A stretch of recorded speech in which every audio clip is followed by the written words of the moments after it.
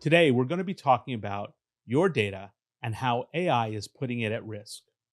We're going to spend a little bit of time talking about how to secure your business before generative AI leaks that data out. Now, before I get started, you're probably wondering who the heck is Howard Globus and what does he know about protecting financial companies? I'm Howard Globus, and growing up, I told myself I would never be in the IT field and I would never want to own my own business. Yet here I am. How the hell did this happen?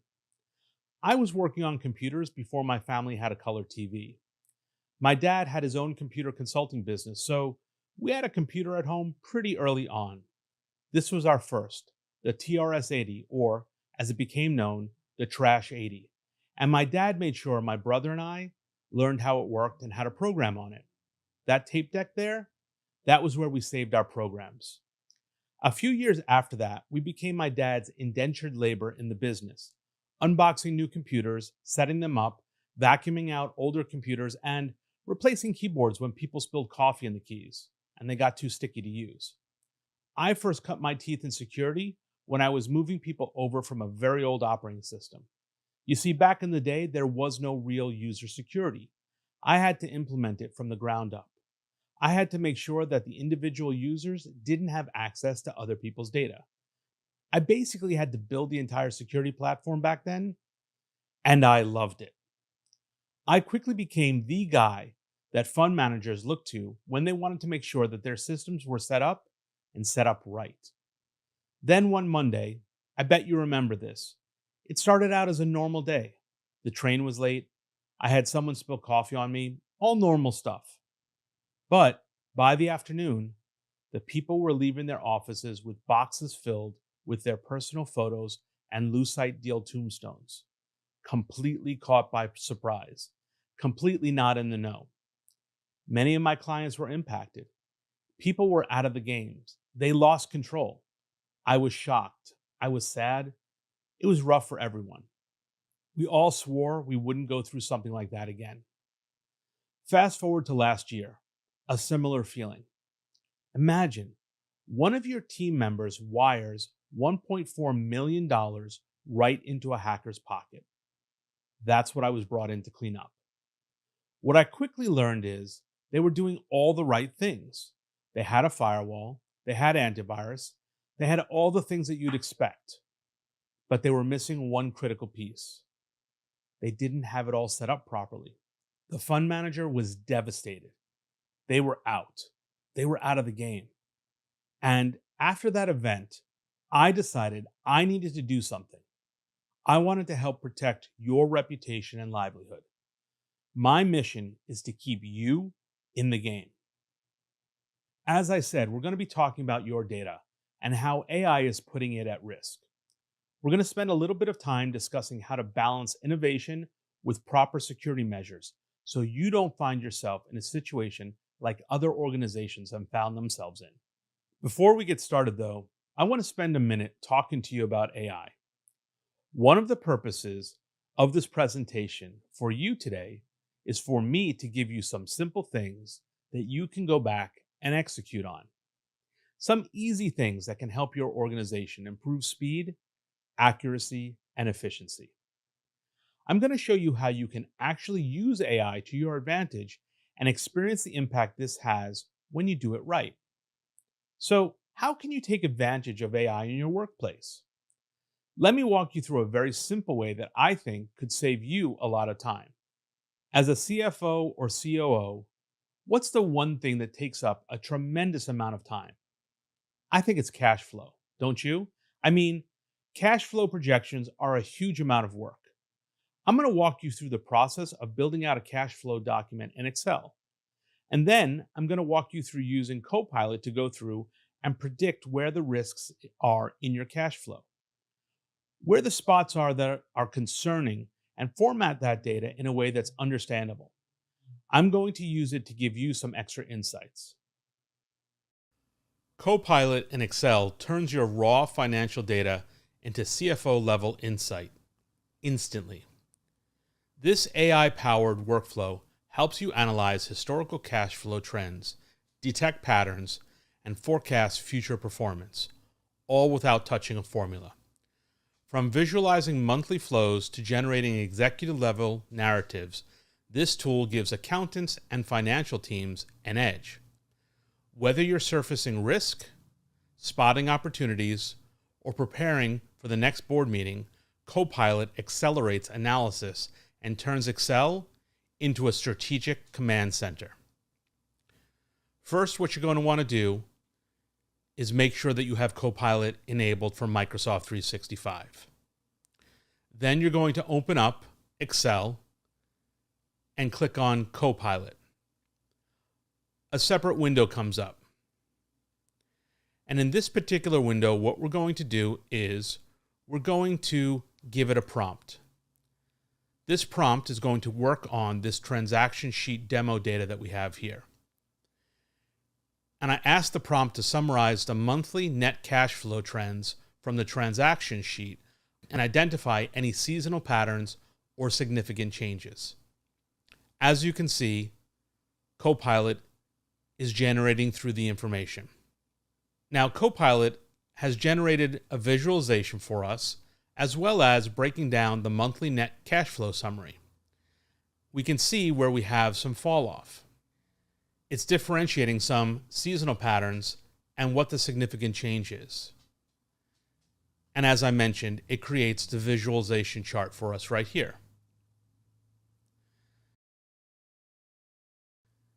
Now we're going to put in another prompt and ask it, based on the 3-month cash flow, please forecast the next 6 months using simple linear regression modeling.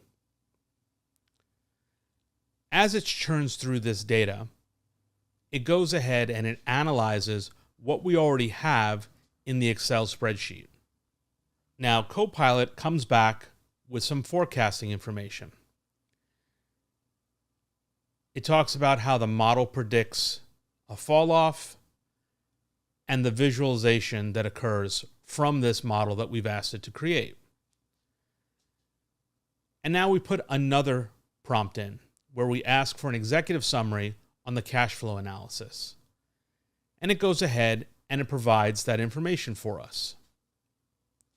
It calls out where some opportunity exists and also gives us some recommendations. Now, this information can be used as is, or of course, we can add our own touches to it. We can take the results. As you can see, it asks us if we would like to summarize the information into a presentation slide or a report document. And we also ask it to add a column calculating cash flow risk score for each month based on variability, negative cash flow, and trend volume. So what I like to show in these demos is, even when we provide all the information that we think is required, sometimes the tools don't function as we expect them to. So this is an example where after we put in a prompt request, Copilot churns and tries to fulfill our request, and it fails. So we go ahead and we put the information in a second time. And as you can see, Copilot is analyzing the data and trying to make the change. And what it comes back with is an error that says that while calculating the cash flow risk score, there's a misuse of a function inside one of the row operations. This function is meant to be applied to a column and not to individual row values. Then Copilot says that it will correct this by computing the trend volatility as a separate column before applying the risk score formula. And it goes ahead and it offers to fix and rerun the analysis. Now, if we go ahead and download the updated transaction sheet with the risk scores, what we'll see is that we have a new column created, and this new column has the flow risk scores listed. As you can see, the results aren't seamless and it's not perfect, but it is improving. And what we'll see is over time, Copilot as well as ChatGPT will go ahead and improve more and more to provide us with this information. These are useful calculations that people can use in their business. Pretty cool, right? You can even do this with ChatGPT. This is super plug and play and very easy, guys. Very easy for you to do. Do me a favor.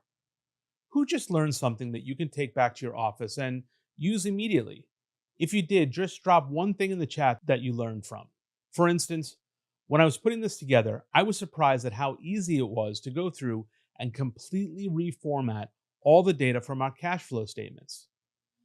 Now, imagine that this was your company's actual data.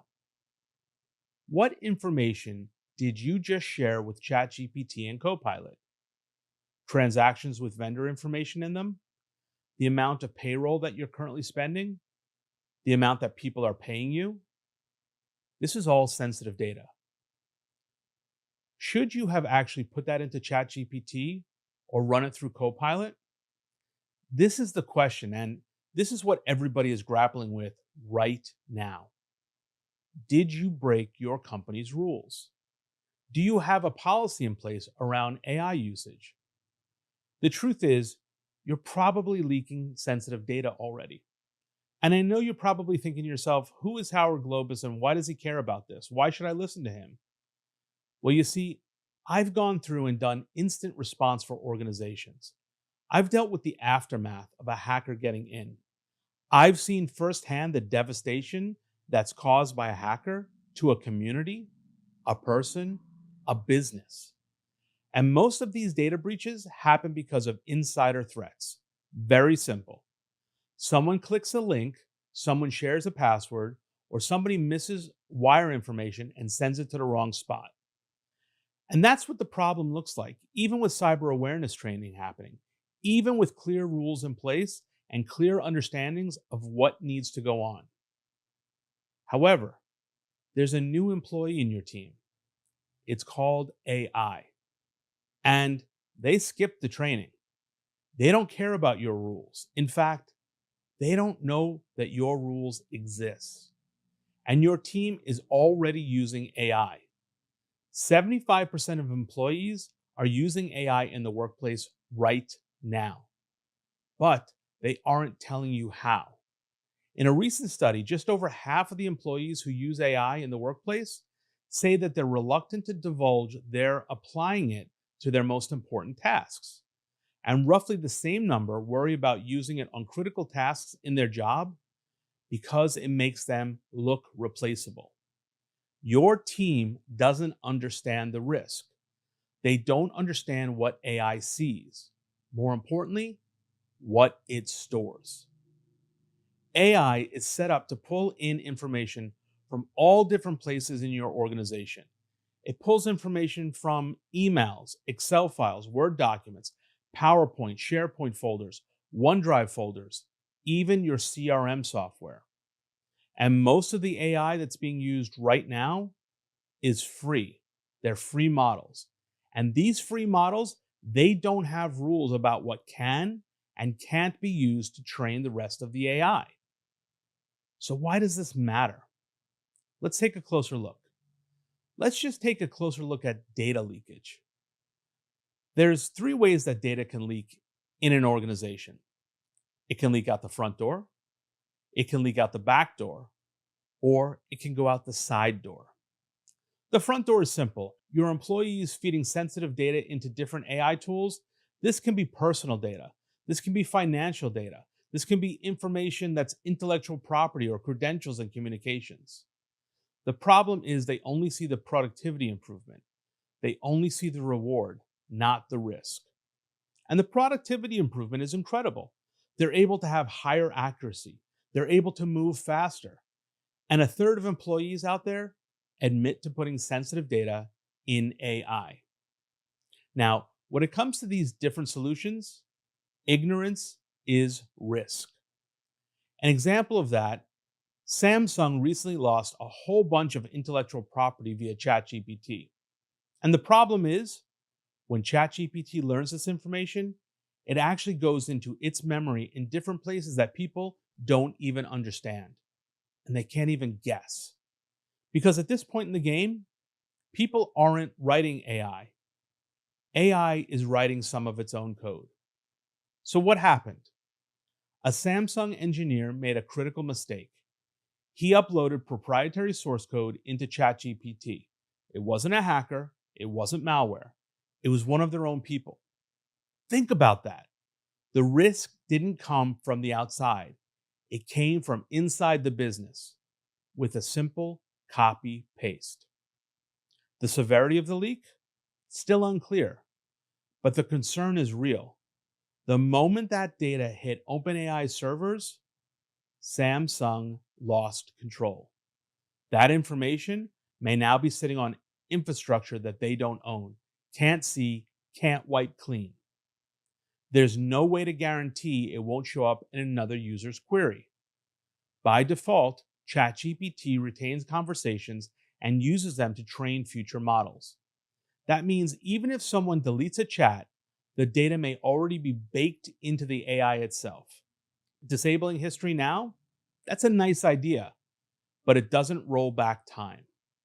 Samsung learned that the hard way. Now, Samsung responded quickly. They banned the use of generative AI tools internally, full stop. Not because AI is bad, but because the way it was used created an unacceptable risk. This is a governance issue, not a tech issue. Talking about trade secrets, intellectual property, and financial information that's being dropped into chat conversations that can go somewhere, but no one knows exactly where. The question I put to you is simple. Do you have policies for proper AI use? Are you protecting your front door? Now, the back door is a little different. The back door is all about AI harvesting data automatically. How does it do that? How does it work? Well, AI solutions like Copilot plug directly into the different products you use on a daily basis. Now, imagine somebody in your team has personally identifiable information on their device. One of the things that we often see when we analyze environments is we see things like payroll information or we see 401k census data on people's downloads.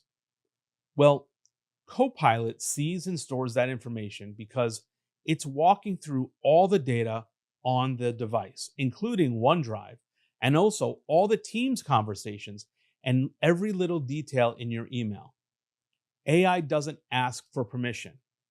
According to Microsoft, Copilot assesses the content and context through Microsoft Graph API. Now, that's a tool used for many things within Microsoft 365 and Azure. So it gets it directly, and then it generates responses anchored in your organizational data, such as user documents, emails, calendars, chats, meetings, and contacts. That means if you have any misconfigured security settings, maybe you don't have permission set up exactly right, or maybe you don't have data loss prevention set up with categorization, and you have data that's sitting out there that's not categorized as sensitive. Along comes the AI system, not by you running a program, but by it just talking directly to the API in the back end. That's what Microsoft Graph API is. The back end of Microsoft 365 tenant, and it's scooping out your data. This makes improper data storage a huge risk to your organization. A question for you to think about as you're thinking about the back door of your company. Do you currently categorize sensitive information in your company like financial documents? Are they tagged as sensitive so that your Copilot system doesn't just look at them and use them as a context when responding to somebody's prompt inside of your company? Then we have the side door. The side door where all of the AI plugins and integrations come in. And the thing is, hackers are taking advantage of your desire and your team's desire to become more efficient. The first thing they're doing is simple. They're embedding malware into AI applications. Now, what that means is that there may actually be a usable AI application set up and there's malware in it. And the thing is that these AI applications, they're coming out right and left, brand new software tools all over the place. And many of them are not fully vetted. What that means is ultimately your users are downloading and running things in your environment that may contain malicious code. Now, there's a recent story where a Disney employee went through and downloaded an AI graphics generation tool for his computer, and it harvested all of his passwords and access to his Disney accounts. Not his Disney Plus, no, his actual Disney work accounts, and created a data breach for the company at large. If big companies like Disney can't get this right, that puts all of us at risk. The other thing that's happening is people are asking AI for advice. Now, you might have done it yourself already. You might have asked AI for advice this morning on what you might be eating for lunch, given your calorie intake, or something like that. But there's more. Hackers are asking AI to come up with ways to break into solutions and security that we're spending so much time and money putting in place.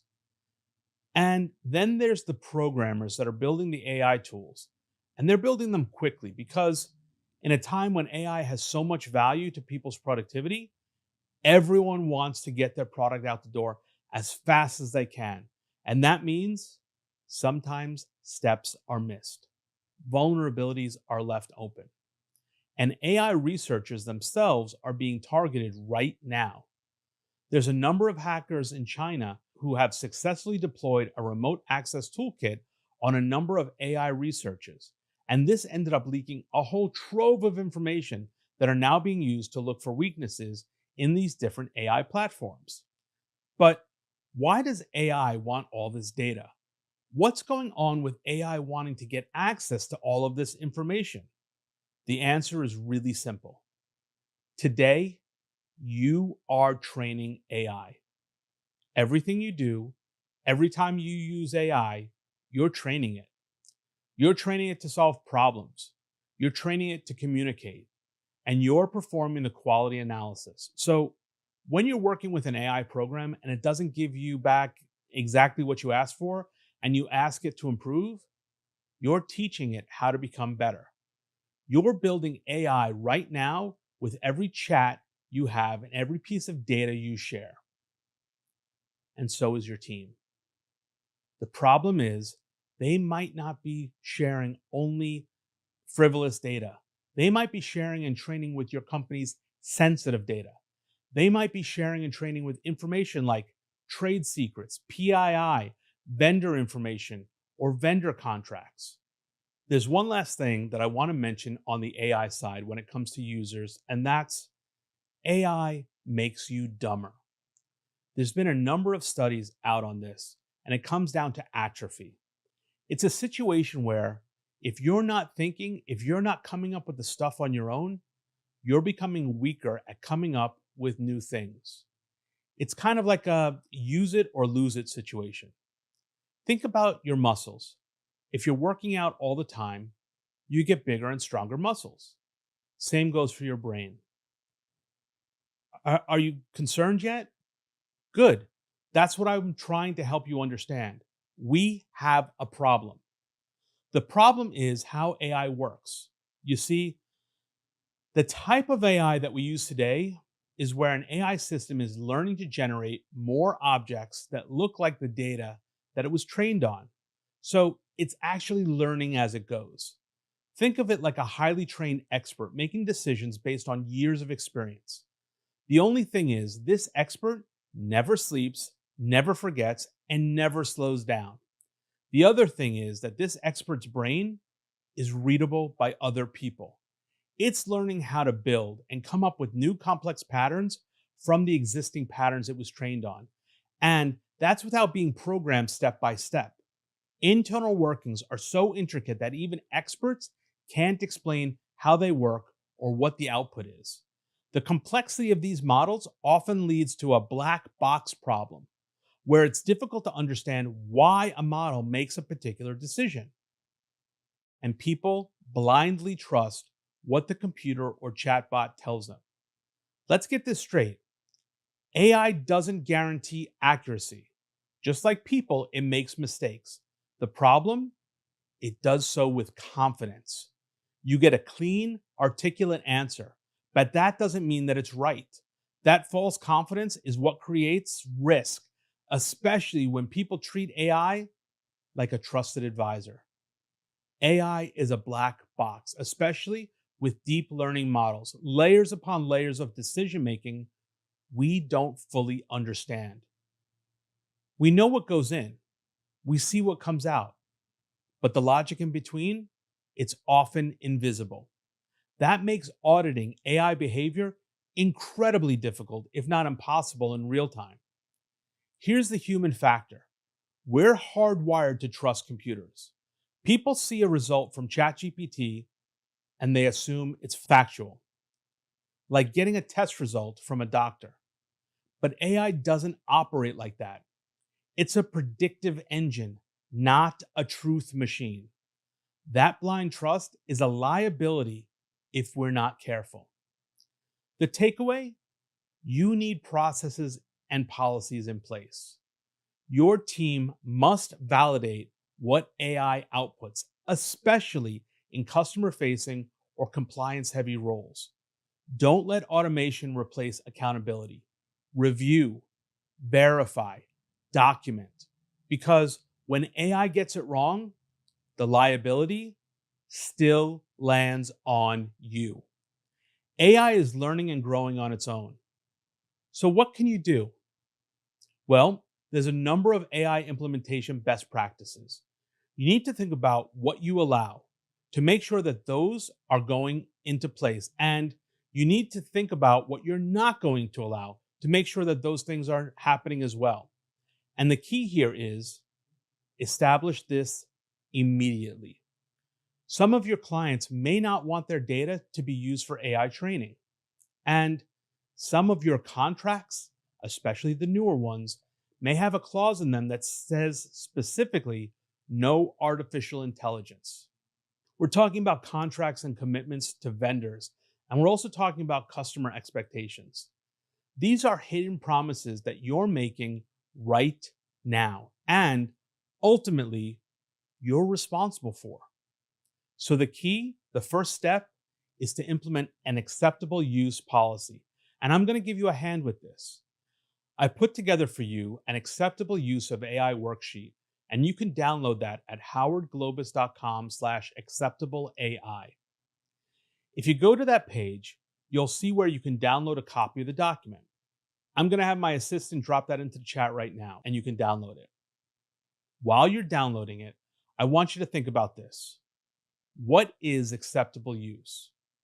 What we're going to do is this. We're going to go through this policy piece by piece. I'm going to help you make some decisions today that you can go back and apply to your organization to make sure that you've taken this first step. There are some key points that we need to answer. When you open the document, you'll see that there are sections highlighted in yellow. These are items that you should customize, make specific to your organization. You'll notice that I have stated a purpose for the policy. All policies should start with a statement of why this policy is being codified. Next, you'll see the instructions to review and customize as needed.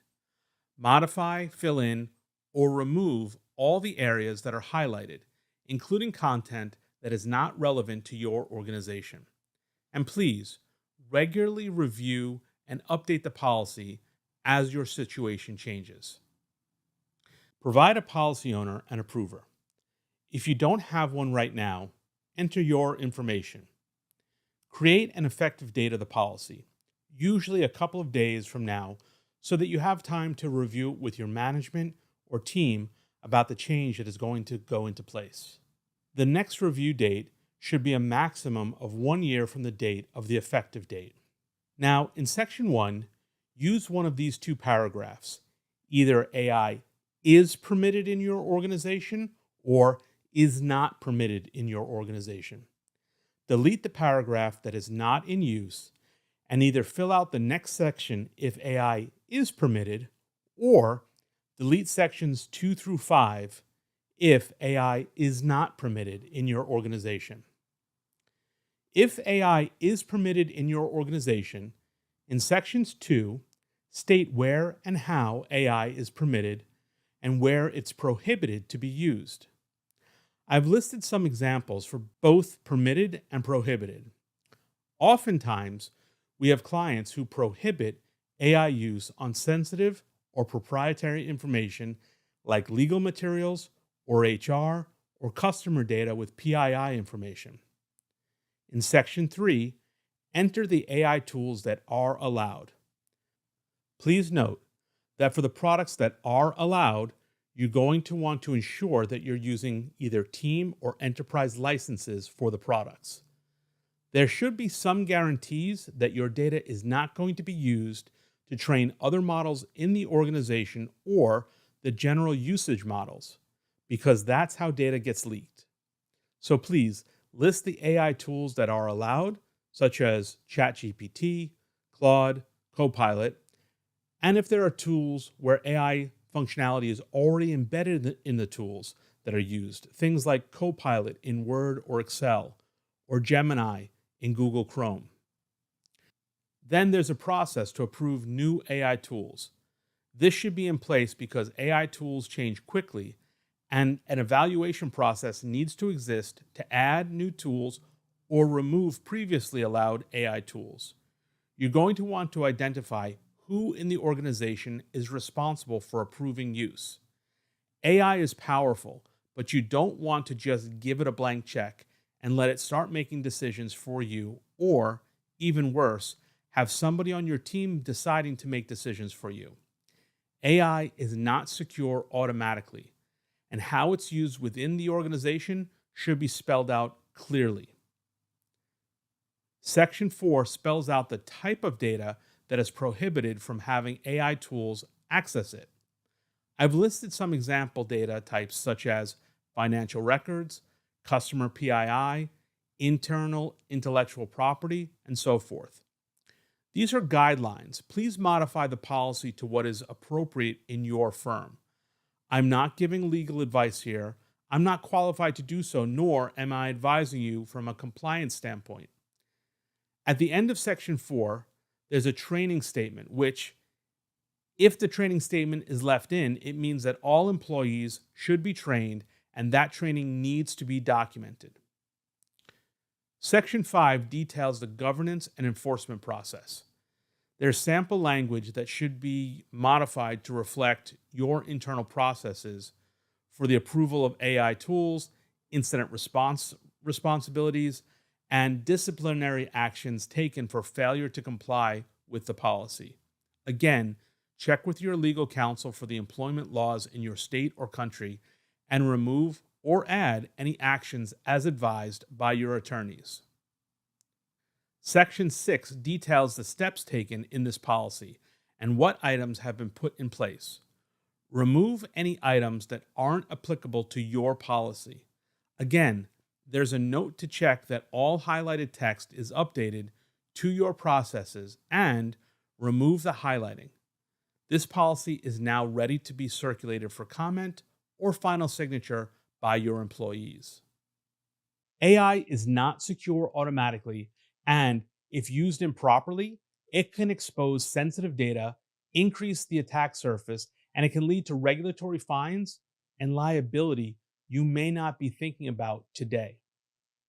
The key here is to not allow AI to take advantage of your organization.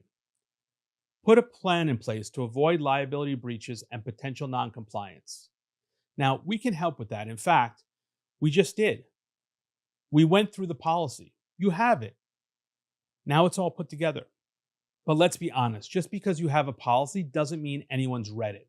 And even if they've read it, it doesn't mean they understand it, much less follow it. This is one of the most common disconnects we see in businesses. Intent without execution creates exposure. Think back. Have you ever rolled out a new policy and had it fall completely flat? No behavior change, no adoption, maybe even some passive resistance? Why does this happen? Usually because no one owned the rollout, no one made sure it was understood, and no one made it stick. With AI, policy understanding isn't a nice to have, it's essential. Because a single mistake, like dumping sensitive data into ChatGPT, can expose your company to lawsuits, compliance failures, and reputational damage. Employees must know what's allowed, what's not, and why it matters. Here's how you make it real. Get every employee to sign. Acknowledge that they've read and understand the AI policy. Commit to following it. This isn't busy work, it's evidence. If something goes wrong, it shows leadership acted. That's your defense in court, in audits, and in the boardroom. But what about the data you don't control? How can you manage that?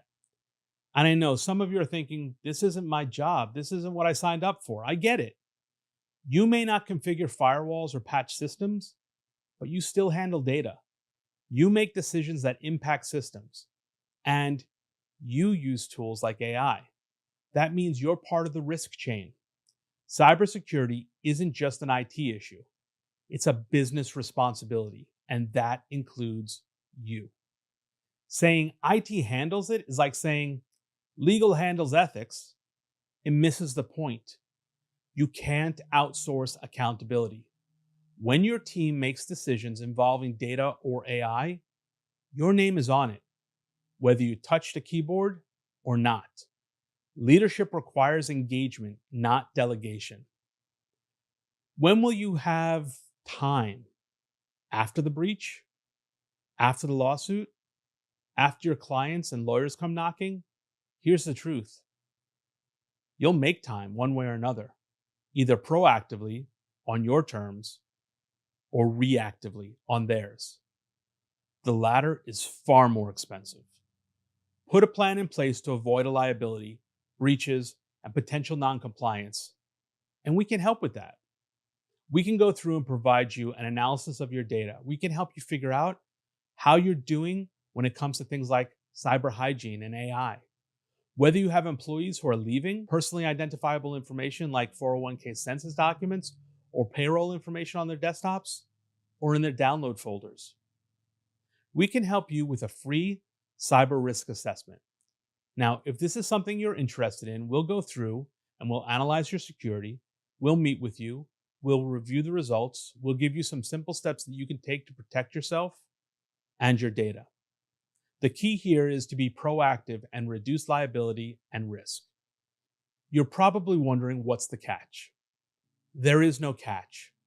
I've seen the type of devastation that happens when a hacker gets in and ends up leaking data. And I want to prevent that from happening to you when it comes to artificial intelligence and how you implement it. Go to howardglobus.com/analysis. Let's get this done right away.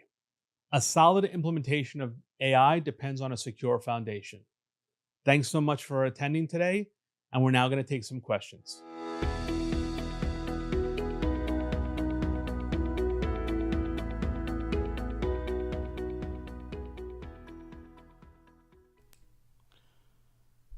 Again, thanks so much for attending. We really appreciate it.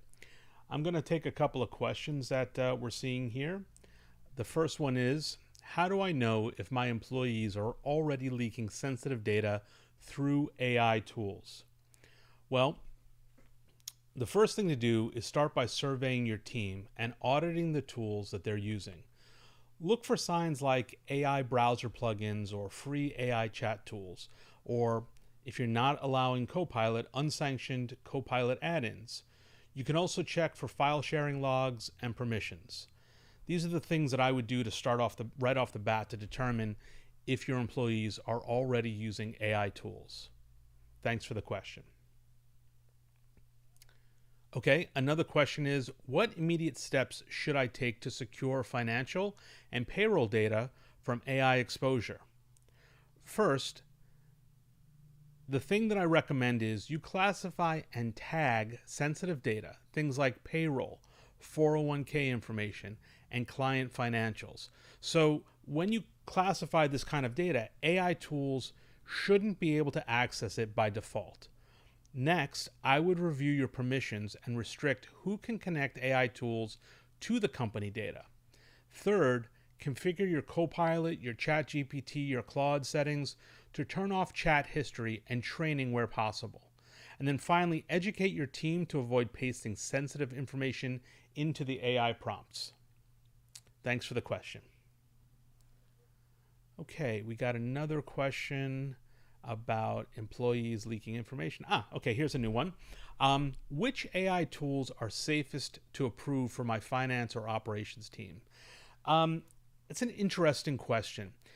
Basically, what we recommend is you stick with enterprise grade or team grade AI tools, things that are specifically flagged to offer data privacy controls or admin oversight or have a clear contract. For example, Microsoft Copilot with a properly configured Microsoft 365 tenant, or Enterprise ChatGPT or Teams ChatGPT. These have managed settings that you can manage as an administrator. And when you do that, you're making sure to flag what data is allowed and what's not allowed. Basically, the general concept is avoid free or consumer versions of the product, because when a product is free, you tend to be the actual product. And I know we don't like to hear that, but if you're not paying for a service and the only thing that you're getting value from that service, the way that they're making money is either by harvesting your data or selling advertisements to you. So avoid free or consumer versions, because if you're not paying for it and if you don't have restrictions on it, your data or you are the product. Thanks again for that question. Okay. What specific policy should I include in my company's AI acceptable use policy? Well, we kind of detailed that with the template, but just as a review, which AI tools are allowed and which are banned, what type of data must never be used or input into the AI, things like personal identifiable information, so that's PII, PHI, personal health information. Trade secrets is a big one. Financial forecasts, finances in general. Those are the types of data that I would restrict. Your AI acceptable use policy should also have information about who approves new AI tools. If there's no process to approve those new AI tools, the question always becomes, how do we make use of the latest and greatest if we have no way of bringing those tools to the knowledge of the owners or the management team of the organization? An acceptable use policy should also have information about how to handle client data and third-party usage. And honestly, the end of any policy, whether it's an AI acceptable use policy or any type of policy, should be that the employees have to acknowledge that they've received the policy and they intend to abide by it, and then they should have to sign it. That way, it's binding in the event that there's data loss or there becomes a question of whether or not they were aware of what was allowed or what was not allowed. This template that I've provided deals with all of these different areas. So these are the things that I would make sure are involved, or in any AI acceptable use policy. Okay, another question is, how can I ensure my vendors and contractors follow the same AI security standards that we do?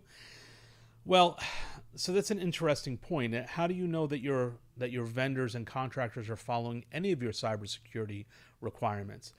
Basically, we recommend that you have a cybersecurity clause, but also an AI data protection clause in any of your vendor contracts. It should be made clear that they must comply with your AI usage policies and that your data can't be used for training or be fed into any unauthorized AI tools. This will very quickly limit what your exposure is, and in the event that they don't follow that policy, they will have some explaining to do. I would also do some periodic checks that they're actually following your AI governance. Thank you so much for that question. That's really an insightful one. How do you make sure that your vendors and contractors are following the policies that you put in place? This is an interesting question. How do I balance using AI for productivity gains without increasing my legal and compliance risks? Excellent question. That's a really good question. The idea that we have here is that everything we do has a degree of risk, but we want to know what that risk is going in. So the key is to use AI intentionally and not blindly, not just going ahead and using any application that's recently been released without doing some due diligence on it. So we say only allow AI tools that meet your compliance standard, limit what data you feed into those AI prompts, and require a human review of all AI generated outputs, especially financial decisions or client reports, because AI still hallucinates, and we want to make sure that that data that's being put out is actually valid and correct. Thanks so much for that question. I think that this is the last question, unless anybody has any additional ones that they want to bring up. How do I train my staff to understand AI risks and follow our AI policy? Excellent question. Basically, it's similar to how you make sure your staff is trained for all of your other policies. You're going to want to have a clear role-specific training, and in that training, you're going to want to have things like an explanation of what AI can and can't do, real-life examples of breaches caused by misuse, so that way there's storytelling attached to why certain things should or should not be allowed, and then what your company's approved tools are, and if there are any data restrictions in place. As I said, I believe there should be data restrictions, but if you have those data restrictions specifically spelled out, make sure those are included in your training. And then, and I know that we don't like to do this, but make sure that the consequences of ignoring the policy are known. When you reinforce this with a signed acknowledgement and periodic refreshers, this actually makes sure that individuals are aware of what the AI risks are and what your policies are and how they should be following them. I also offer a tailored workshop if you'd like to help rolling this out effectively. But again, this is not a sales presentation. This is more of how to make sure you use AI properly. Thank you so much for that question. Oh, another one just came in. Thank you for that last question. What happens if my company data has already been leaked through an AI tool? Can I get it back or stop it from spreading? Ooh. I hate to be the bearer of bad news, but once sensitive data is processed and it's out in the public AI model, there's no guaranteed way to delete it completely. There's a saying that once it's on the internet, it's there forever. That's why prevention is so important. If you suspect a leak, though, you can take these steps immediately. Try and identify what was shared. You need to notify legal and your cybersecurity team. I would also say consider disabling or restricting access to tools. I would also say review vendor contracts to see if the provider can assist with removal, and also what your exposure is in the event that you have data that has leaked out, because that's going to be important, especially if you're responsible for maintaining data privacy and security. We can help you contain the risk and develop an incident response plan, but you want to have an incident response plan in place prior to the risk. Okay, those are all the questions that I see. If you do have more questions, you can always reach out to us on this page. I'll try and get back to you and answer them. Thank you so much for taking time from your day to attend this webinar on AI security and policies and how to make good use of AI in your environment. I hope it was helpful. And as always, if you have any questions or concerns, you can reach out to me directly or leave a message about the training. Have a wonderful day.